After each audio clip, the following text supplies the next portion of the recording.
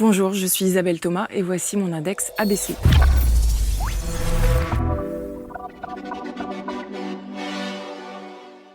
Merci, on accueille donc Isabelle installée sur les canapés. Bonjour Isabelle. Bonjour Vous Marc. allez bien ? Oui. Bon, merci d'être venue de Bretagne. Merci de m'accueillir. On va parler évidemment de votre expertise. Je dis toujours, avec tous les thérapeutes, coachs, accompagnants de vie et autres qu'on reçoit sur les canapés, et qui ont tous une singularité, une expertise, je dis toujours qu'on devrait, dès le plus jeune âge, commencer à s'intéresser à tout ce que vous proposez pour pouvoir se libérer un peu de certains poids existentiels, certains traumas, certains blocages. Ça a été votre cas très jeune, pour le coup. Oui.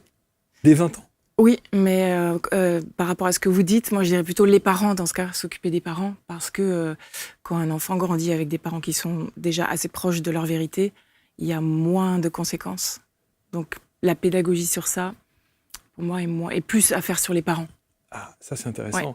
Parce que du coup, mais j'allais dire quel que soit l'âge ? Des parents ? Oui. Non, Oui, mais bien quel sûr. que soit l'âge de l'enfant ? Moi je travaille pas avec les enfants, de toute manière. Moi je parle, parce que je Ouais. prenais votre référence, 20 Ouais. ans, on a autre chose à faire que Ah oui, s'intéresser ah au oui, dans transgénérationnel, l'histoire. Oui, bien sûr. on a autre chose à faire que de s'intéresser à ces choses-là, vous voyez ce que je veux dire ? Oui. Mais vous, oui, Le vous vous pourquoi. êtes intéressé à ça. Oui, après, c'était une hypersensibilité comme beaucoup, je pense, dans mon cas. Des questions très jeunes, peut-être trop de questions trop jeunes, parce qu'il y avait l'espace pour, parce que peut-être que je vivais pas ma vie, justement, d'enfant suffisamment. Et c'est un des thèmes que j'aborde énormément au sujet des accompagnants. C'est qu'en fait, notre expertise vient d'un décalage de soi, à la base, quoi. Et vous avez identifié le vôtre ? Oui, après, c'est assez classique, en fait. C'est des parents qui ont, comme tous 100% des parents, pour le coup, des failles d'identité, des blessures, des non-dits, des choses qui sont pas tout à fait réglées. Et du coup, le système, en constellation, on parle de système pour parler de la famille, vise à s'autoréguler. Donc, c'est vraiment... l'énergie va aller vers ceux qui ont quelque chose de blessé vraiment fort. Et donc, quand l'enfant naît, quand l'enfant arrive, c'est là où on parle du descendant qui est guérisseur, en fait, par défaut, à son insu.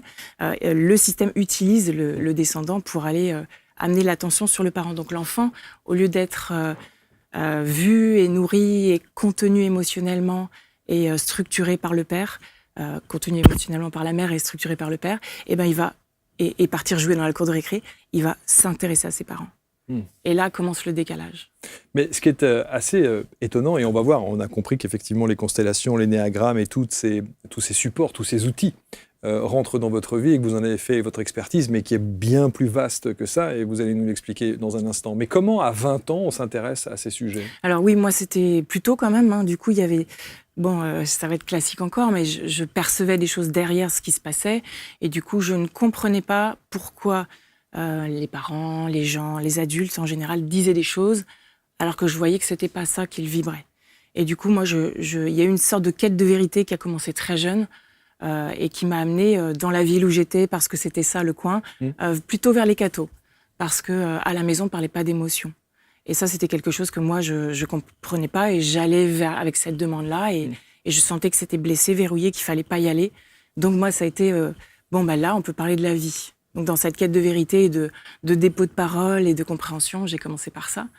Et puis, mais avec cette distance quand même de Dieu égale amour universel. Je traduisais, en fait, j'étais pas là pour les dogmes, mais vraiment pour aller parler de la vie, en fait. Je voulais parler de la vie. Donc je commence un parcours comme ça. Après, il y avait un mal-être, évidemment, qui était là-dessous, avec la recherche d'aller mieux, donc on cherche du sens. Et de fil en aiguille, je crois que c'était vers 17-18 ans, des pèlerinages de camps, de jeunes, guitare. Nous, c'était ça. C'était vraiment c'était les super cathos dans notre coin. Bien sûr. C'était pas le catholicisme de la génération de nos parents ou de nos grands-parents. Voilà. Là, c'était vraiment les feux de camp, on parle des veillées. Et puis, moi, je commençais déjà à m'intéresser. Je lisais depuis que j'avais 5 ans, donc aussi tous les récits initiatiques. La Bible à 6-7 ans. C'est incroyable quand même, parce que oui. Après, mes parents étaient profs, donc il y avait des livres à la maison aussi. Hein. Ça, c'est sûr, mais ce que je veux dire, c'est pas. Quand on regarde la génération d'aujourd'hui, je suis pas sûr qu'on soit vraiment dans peut-être que c'est le rôle de la nôtre, du coup, pour le coup. Énergie, hein. Ouais. Je suis pas la seule du tout, quoi. Je pense que c'est le rôle de la nôtre. Donc vous allez quand même faire un cursus scolaire universitaire. La double vie commence. Exactement, et vous dites, alors exemplaire, hein, tout va bien, vous êtes super bonne à l'école, tout va très bien. Enseignante en lettres modernes. Ça, on sent le côté un peu assez l'éducation nationale. Exactement. Qu'est-ce qui vous fait comprendre qu'à un moment donné, ça ne peut pas continuer comme ça? J'ai compris très très tôt en fait. C'est plutôt le temps que ça m'a mis à faire le coming out et à dire stop, j'arrête de vivre une vie qui n'est pas la mienne en fait. Parce que moi j'étais beaucoup dans la bonne élève, donc dans le décalage de soi. Moi je suis plutôt dans le côté caméléon, c'est-à-dire que je vais essayer de répondre aux attentes de celui qui est en face de moi. Et ça je l'ai développé très très fort jusqu'à l'expertise de du coup réussir à comprendre chacune des planètes que j'ai en face de moi. Mais il y avait un mal-être, du coup, latent, avec une introversion. Et la question, c'était comment j'ai lâché le rail convenu, en fait. Clairement. Moi, j'ai eu des troubles assez tôt, de peur des gens, de mal dans ma peau, de stress, de trop intellectualiser tout. Et puis, les troubles alimentaires aussi, de 17 ans jusqu'à... J'ai fait des années de troubles alimentaires. Donc là, on se questionne sur l'identité. Quand on a compris que la nourriture n'est pas le problème, mais que c'est ce qu'il y a dessous, on va voir, on va chercher. Donc, à 18 ans, j'ai découvert une école spirituelle en Alsace. Et par le biais de mon petit ami de l'époque, où on était du coup en pèlerinage à Lourdes, et au lieu de parler de exactement ce qu'il nous disait de faire, on parlait chakra, on parlait Dieu, chakra, on parlait de tout ça, d'énergie. Et il me dit, mon oncle connaît une école, est-ce que ça t'intéresse? Et je sais pas, tout de suite, ça a été, oui, quoi. Oui. Qu'est-ce qu'on vous a appris? Et là, à 20 ans, je découvre un maître spirituel du coup, qui s'appelle Selim Aïssel, qui a le nom aussi d'Idriss Lahore, qui est un des pères fondateurs des constellations en France. Donc je découvre les constellations. Et tout un tas de gens qui font ce que je rêve de comprendre et de toucher du doigt depuis que je suis petite, en fait. Donc, je me dis, alléluia. Sauf qu'à l'époque, je suis anorexique, mal dans ma peau. Donc, je prends. Ça nourrit beaucoup le mental. Et je me dis, mais je m'aime toujours pas dans l'histoire. Donc, du coup, je vois tout ça. J'apprends le Tao, les constellations, l'énéagramme. Mais je me sens pas à la hauteur de ce que je découvre. Donc, syndrome de l'imposteur, je sais pas trop, pas à la hauteur. Eux, ils sont bons, ils ont compris l'amour, ils sont dans leur vrai soi. Et en même temps, vous êtes très jeune, donc du coup... Oui, j'avais 18-20 ans, oui. Et j'avais pas encore eu la crise d'adolescence de la fille, de la bonne élève, quoi. Donc, à un moment donné, je prends 1 an, 2 ans. Et puis, mon ami de l'époque me dit, moi, je vais rester, qu'est-ce que tu veux faire? Et moi, dans ma tête, c'est comme dans les récits de scientifique initiatiques. Je me dis, non, moi, je vais dans le samsara. Il faut que je vive ma vie. Parce que je venais de prépa, Hippocagne, Cagne, Capes, Agrègue. Maintenant, j'avais l'impression de revenir encore et que oui, j'allais pouvoir vous donner le personnage parfait, mais ce ne sera pas moi, en fait. Vous avez lu l'Agrègue? Non, je l'ai raté à 1 point. Bon. J'ai raté à 1 point et ça a déclenché une dépression, et merci, heureusement. Parce que, voilà, je pense que sinon, j'aurais fini... vous auriez continué et puis sans doute mal tourné. Oui, ou j'aurais explosé, heureusement. Oui, très mal, Donc, même là, je le dis pareil, là, stop, là, je ne jouerai pas ce jeu-là, même si c'est le meilleur jeu que j'ai jamais vu. Parce que là, on est vraiment sur des thèmes. Lorsque vous êtes dans cette école spirituelle et qu'il y a tous ces mises en pratique au travers des énéagrammes et des constellations, du coup, vous avez expérimenté les constellations. Oui, mais ça y est. En fait, du coup, ce que j'ai dit, c'est quand j'ai dit je saute dans ma vie, c'est j'ai pris l'info, je ne vais jamais la lâcher, cette info, mais je quitte l'école, en fait. Je ne suis pas prête à intégrer comme un disciple. Donc, je retourne dans ma vie. Et là, je me dis, donc je continue à faire des thérapies, pour le coup, je fais des constellations pour moi, je me forme à d'autres approches. Qu'est-ce que ça révèle de vous, les constellations? Les constellations, moi, ça a été beaucoup le problème de place. Mais comme il y a 3 grandes problématiques, en fait, chez tous les humains, et le problème de place, c'est celui des accompagnants, des intervieweurs, parfois aussi, de tous les gens qui sont dans la relation d'aide, en fait. Le problème de place, c'est, comme je vous disais en intro, mon parent, normalement, est le grand en systémie et l'enfant est le petit. Le grand doit être contenant et structurant. Il peut avoir, bien sûr, toutes ses qualités, tous ses défauts, mais il y a quelque chose qui est là, quoi. Et si, moi, enfant, je déverse les émotions que j'expérimente enfant, ma colère, ma peur, et que le contenant ne contient pas, se délite, a peur, n'est pas là, en fait, l'enfant, le petit, va quitter le rôle de petit et va faire le grand. Déséquilibre. Ouais, parce que c'est ici qu'il y a besoin, en fait. C'est le parent qui a besoin. Vous parliez des 3 grands principes pour vous qu'on retrouve dans les constellations. Quels sont-ils? Alors, le premier, c'est la loi d'appartenance. Le fait que, comme je vous disais tout à l'heure, la famille est vraiment un système, donc chacun des doigts, c'est un des membres. On ne peut pas imaginer ne pas être dans sa famille, par exemple. Se couper comme on couperait une racine, c'est pas possible. Mais du coup, ça veut dire quoi ? Ça veut dire que si dans les lignées précédentes, il y a des personnes qui se sont exclues du système, par exemple, des gens qui ont été internés en asile, des gens qui se sont suicidés et on n'en parle pas parce que ça a été douloureux, des enfants morts, je sais pas, dans un étang, dans une campagne à 6 ans, accident, trop de douleur, on n'en parle pas. Ça crée en fait une exclusion. Et ce qu'on dit dans les constellations, ce qu'on remarque en fait, c'est que il va falloir 7 générations pour que l'exclu soit réintégré dans la conscience. Pour rétablir. Il faut réintégrer, il n'y a pas le choix en fait.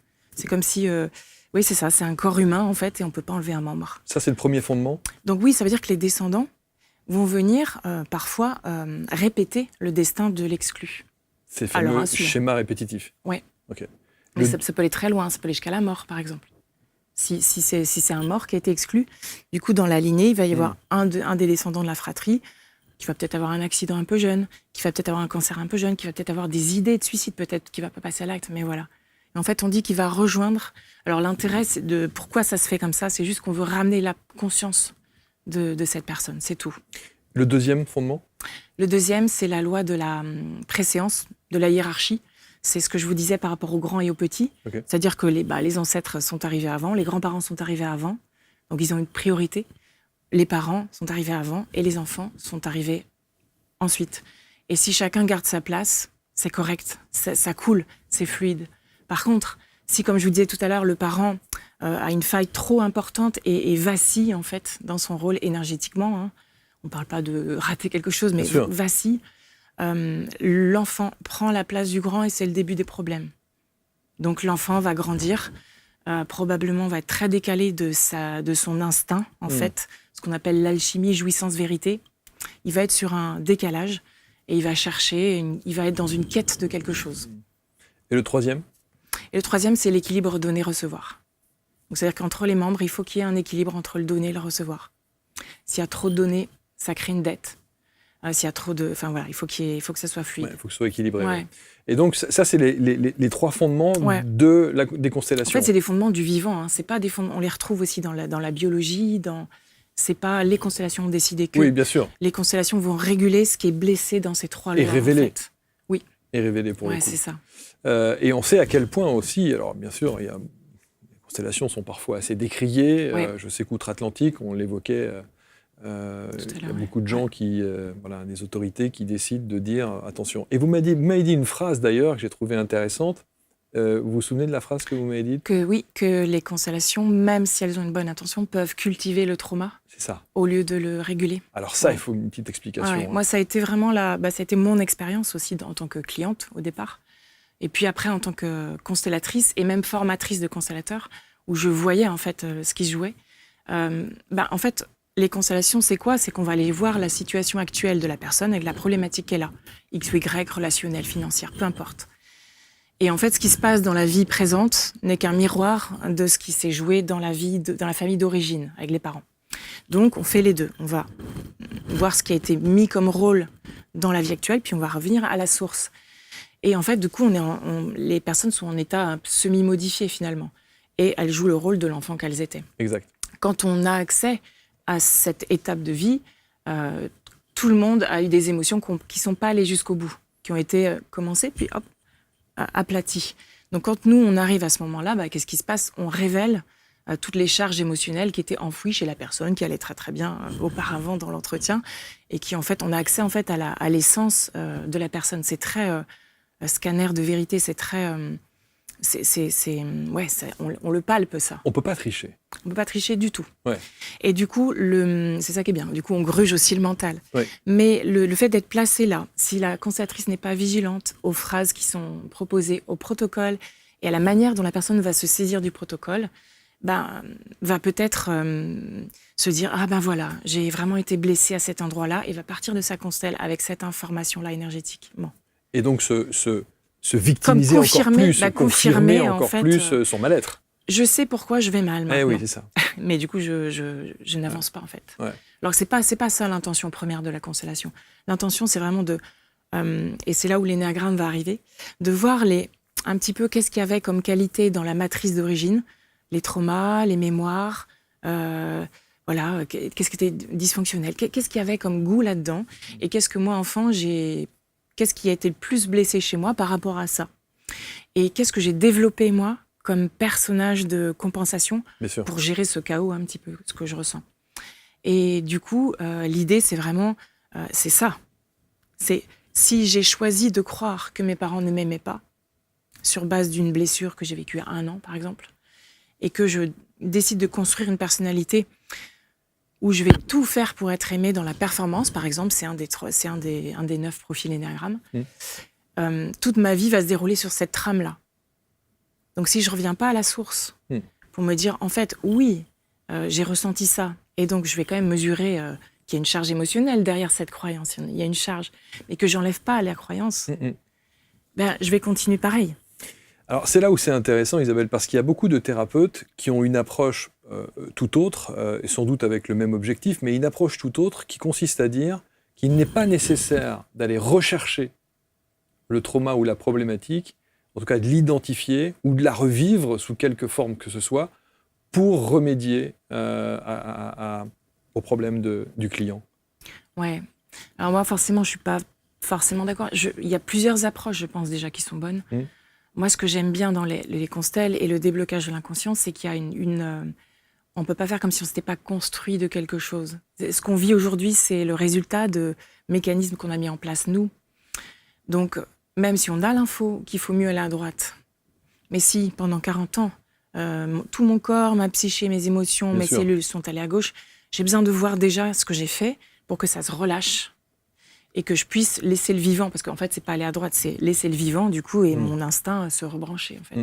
Donc ça veut dire qu'il faut déposer le personnage. Il faut aller comprendre ce qui s'est passé. Comprendre. Identifier. Être touché. Être touché. Par ça, ouais. Donc revivre. Non. En déblocage de l'inconscient, moi, je passe très peu par les constellations, finalement.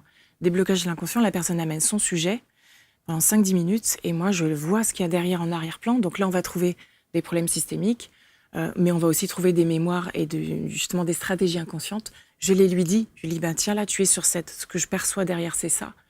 Et du coup, on voit tout ce qui est décalé avec le vivant. Donc ça veut dire qu'en fait, vos 3 angles d'approche quand vous accompagnez quelqu'un, c'est déblocage de l'inconscient qui ne se fait que sur un rapport d'échange, verbalement, comme une séance. Un petit échange. Un petit échange. Et par sans exemple, doute là, avec j'ai le vôtre, par exemple. Nom de Zeus.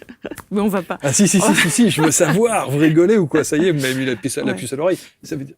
Non, ça veut dire que... Non, mais qu'est-ce que j'ai alors? On va peut-être pas... Quand on va parler peut-être des 9, ça sera plus intéressant pour vous que vous identifiez que moi je vous dise comme ça. Dans l'énéagramme, vous parlez? Oui. Ah, ok, d'accord. Mais c'est peut-être comprendre qu'est-ce que c'est l'énéagramme aussi. Mais on va y revenir. Mais ce que je veux dire, c'est que les 3 angles d'approche, c'est déblocage de l'inconscient avec cet échange, constellation où là on vit véritablement les choses, c'est-à-dire que on rejoue il y a quelque chose dans le corps situations, qui se passe, exactement, et l'énéagramme qui vient confirmer, qui est un outil supplémentaire. C'est un super outil. Alors, un mot pour ceux qui ne connaissent pas l'énéagramme. L'énéagramme, c'est... on va parler des trois grandes blessures de l'énéagramme. C'est justement qu'est-ce qui, dans mon rapport à mes parents, a été le plus blessé. Et donc, il y a 3 grandes blessures qu'on répertorie. Il y a la blessure de repère, c'est-à-dire j'ai vécu, c'est vraiment un vécu subjectif. Mon frère, ma sœur, peut-être ont vécu autre chose. Mais moi, par exemple, on va dire j'ai vécu un manque de repères fiables. Ok, c'est ça que j'ai perçu là, dans l'ambiance de la famille. Et ça, ça a été très très chargé énergétiquement. Ça s'installe dans les cellules, et moi, je vis du coup dans la peur. Et du coup, je vais élaborer une stratégie pour sortir de la peur. C'est ce que je crois.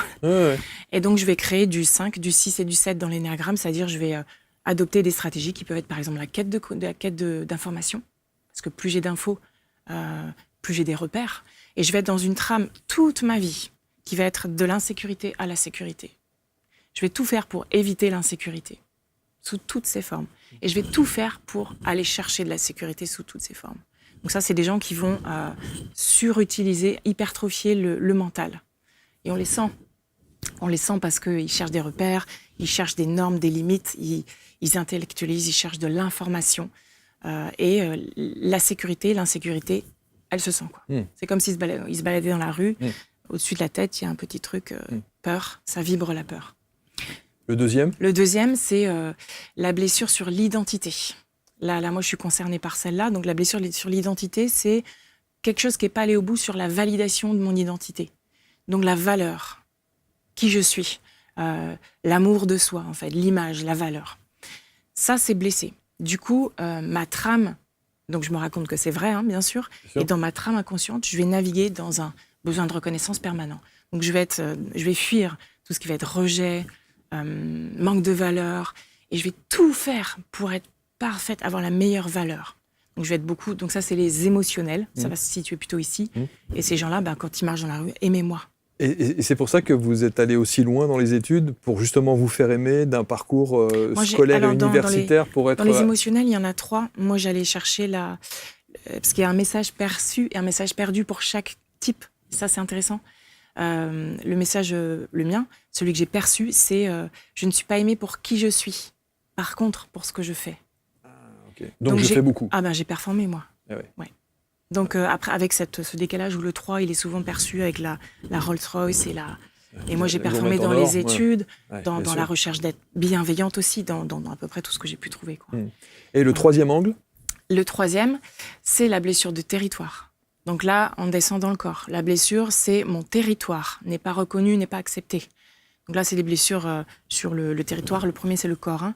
Donc, je me suis sentie malmenée ou alors ignorée, hein, envahie ou attaquée.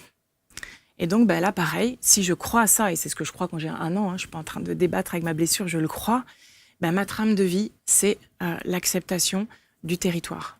Et là, je vais être dans le corps, et là, c'est la colère. Je n'ai pas dit l'émotion pour la famille d'avant, c'est la tristesse. Donc là, pareil, je vais être dans une optique de vie où tout, mes relations, mes finances, tout, même ma santé, tout va être lié à territoire. Est-ce que là, mon territoire, il est mis, ok, ma place, est-ce que je le cède ou est-ce que je l'impose ? Comment je peux poser mon territoire ? Voilà. Et en fait, si on fait rien, après, on peut aller bien quand même dedans, hein, dans ces 3 trames.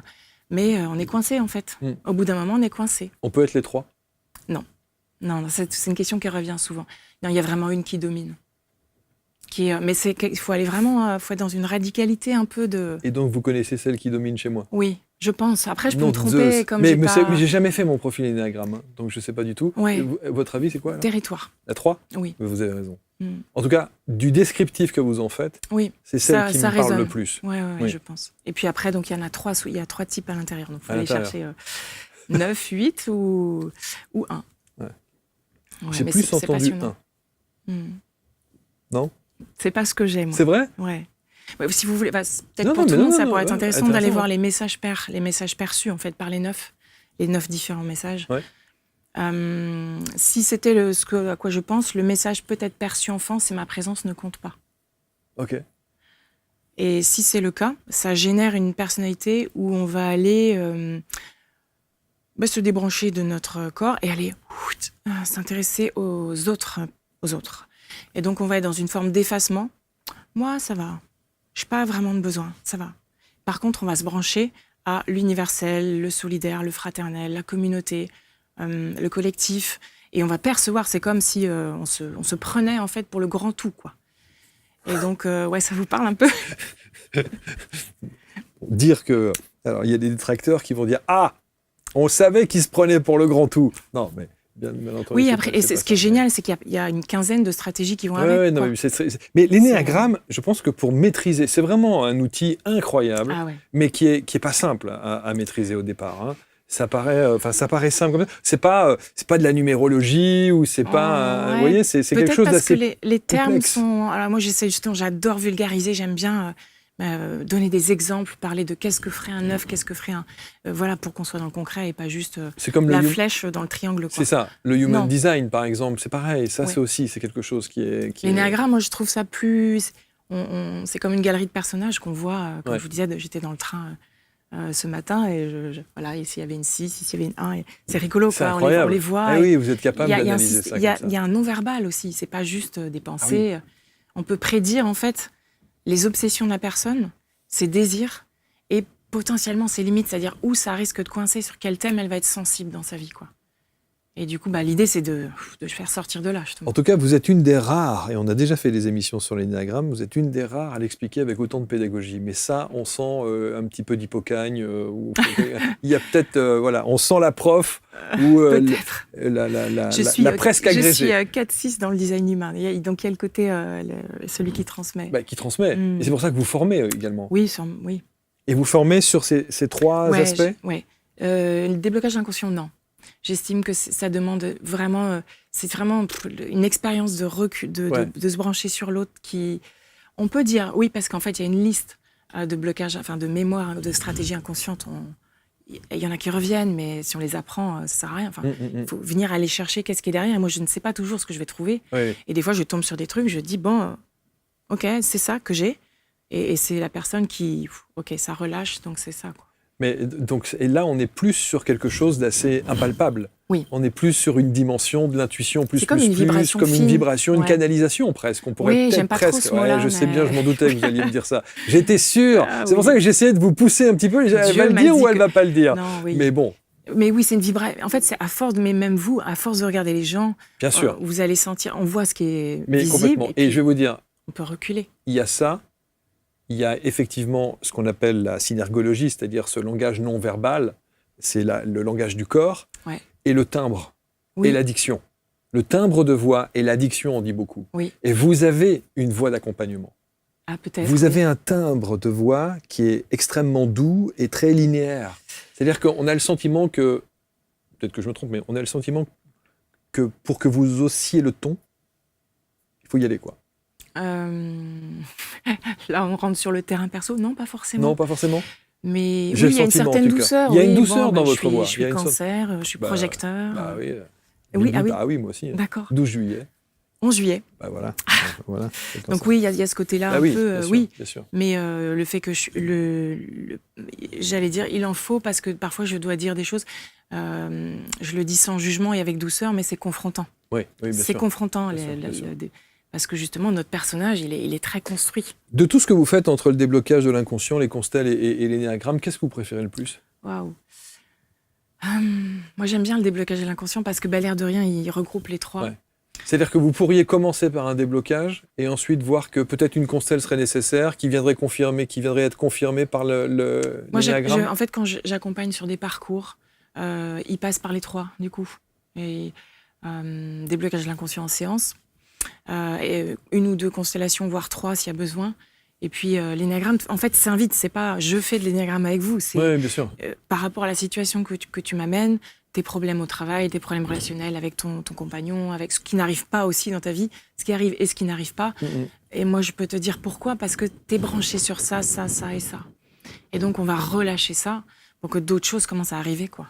Donnez-moi un exemple. Justement, vous disiez, j'aime bien parler des exemples parce que c'est tellement parlant, tellement précis. D'un avant-après, quelqu'un que vous avez accompagné, qui vous a profondément marqué, ému. Tous. Ça, c'est vraiment une question difficile. Vous voyez les transformations pour le coup. Oui, tout le temps. Ouais. Et même des transformations physiques. Oui. Il y a quelque chose qui, quand on est dans le personnage de survie, moi j'appelle l'énéatype, c'est le personnage de survie, il y a une tension parce qu'on est en quête de quelque chose. Le 1, il est en quête de perfection, tout le temps. Donc même s'il est bien dans sa vie, il y a cette petite tension. Et le 2, il est en quête d'être désiré tout le temps. Donc il a ce truc de séduction tout le temps. Et ça, c'est une énergie qu'on dépense en trop, en fait. On n'est pas détendu. Le 3, il est en quête de réussite. Donc c'est pareil, il va être en quête d'efficacité tout le temps. Le 4, il est en quête de différence. Le 4, c'est l'artiste, l'incompris. En fait, ça demande à se décaler du vivant. Donc on n'est pas 100%... ceux qui parlent du système nerveux, du coup, on n'est pas un système nerveux apaisé du tout. Clairement. Donc oui, la différence, c'est qu'on arrive en système détendu.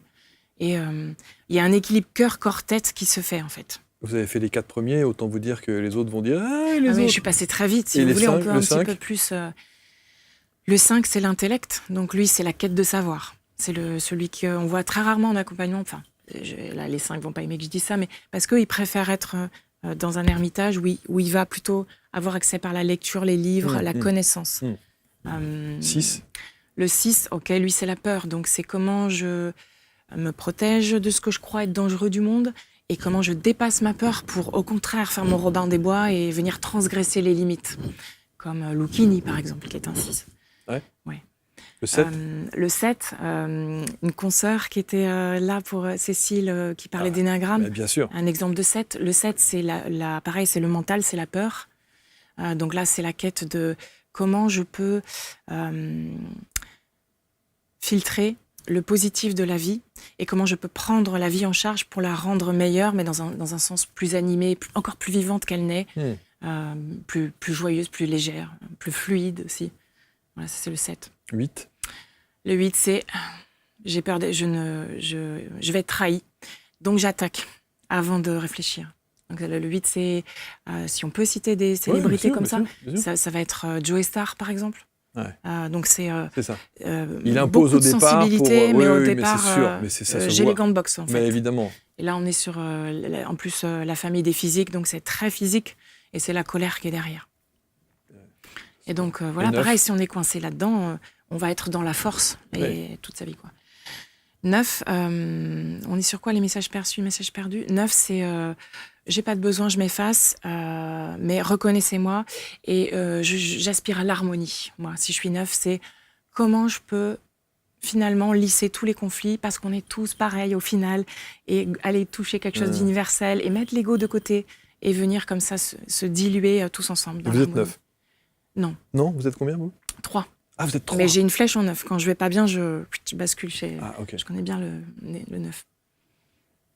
C'est intéressant, c'est vraiment intéressant parce qu'on se rend compte à quel point, et vous avez raison de dire que plus on est jeune, plus on s'intéresse à ça, en tout cas, on essaie d'avoir des profils de ce que notre être nous dit, et mieux c'est, pour le coup. Parce qu'à partir du moment où vous commencez votre vie d'adulte avec ça, c'est génial. Oui, disons que 18-20 ans, c'est bien. Après, on dit, c'est comme les constellations, on dit que il y a une raison que ce personnage de survie se soit créé, c'est que si on l'a créé à 1 an, c'est qu'à 1 an, on n'était pas capable de contenir tout seul la charge émotionnelle de ce qui se passait. Donc le personnage, il a une utilité, et c'est pour ça qu'on va pas venir dire à quelqu'un de 8 ans tu es 4, c'est pas bien, c'est sûr. Tu as mal perçu le message. C'est sûr. Voilà, il faut que le personnage se construise quand même. Mais c'est pour ça que je parle de jeune adulte. Oui, jeune adulte. Dès qu'on démarre entre 20 et 25 ans, extraordinaire. Ouais. Alors après, à l'inverse, il y a des gens qui disent « Oui, mais vous avez besoin d'avoir ce parcours de vie-là, parfois un peu chaotique, pour vous construire et ensuite être pleinement la personne que vous êtes. » C'est une super question. Je m'attendais un peu à ce que vous la posiez, parce qu'on la pose souvent. C'est que les deux se complètent. C'est que de toute façon, la vie pousse pour revenir. La structure de personnage qu'on a tous créé n'est pas c'est une construction. Donc la vie, elle cherche à revenir à la vie, un être vivant.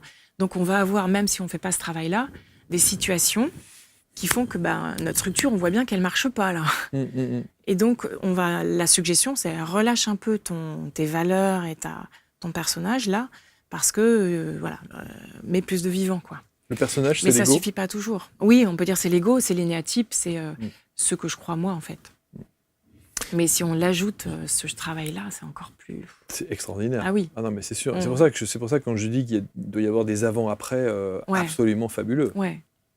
Avec des prises de conscience et donc du coup... Et c'est les changements de vie après, les changements de vie, c'est sûr. Les Alors, les changements de vie, du coup, ça peut aussi déstabiliser beaucoup de choses dans un changement de vie.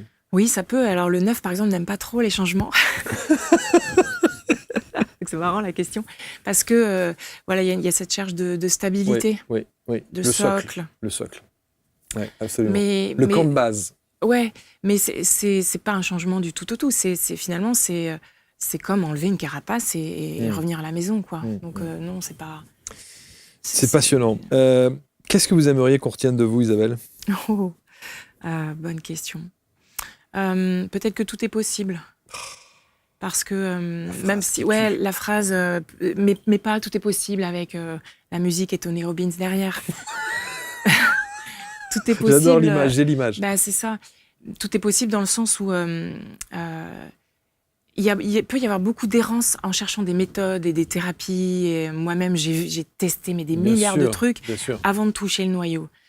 Et si on touche le noyau, il y a une sorte de soulagement parce que ça y est, j'ai la clé derrière la clé, en fait. Donc j'ai la clé. Celle qui... Parce qu'avant, j'avais pas confiance en moi. J'ai compris ça. OK. Je suis pas plus avancée.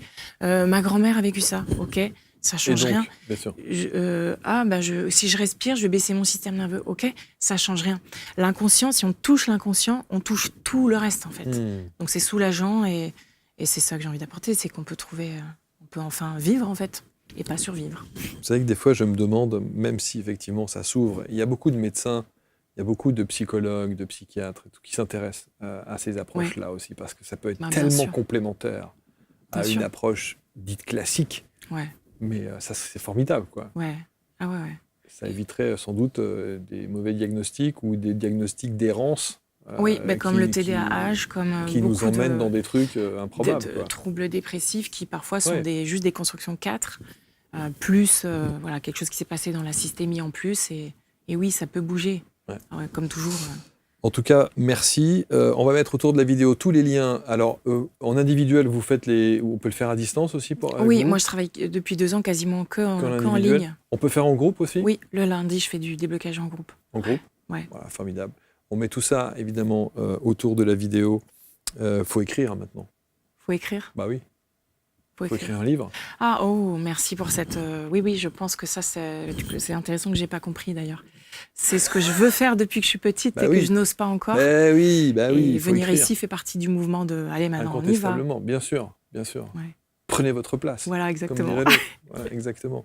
Et c'est pas la peine de faire des études de folie pour Non. se faire aimer ou accepter. Voilà, c'est ça. Vous avez autre chose. Voilà, c'est Aujourd'hui, ça. vous avez de l'or dans les mains avec une belle expertise. Mm. On met autour de la vidéo tous les liens pour rentrer en contact avec Isabelle. Merci infiniment. Merci à vous. Merci de votre expertise, votre pédagogie et la clarté de Merci. ce que vous nous avez présenté. Vous commentez comme toujours avec bienveillance. Et on se retrouve très vite quant à nous pour un prochain Portrait Index. Merci à tous.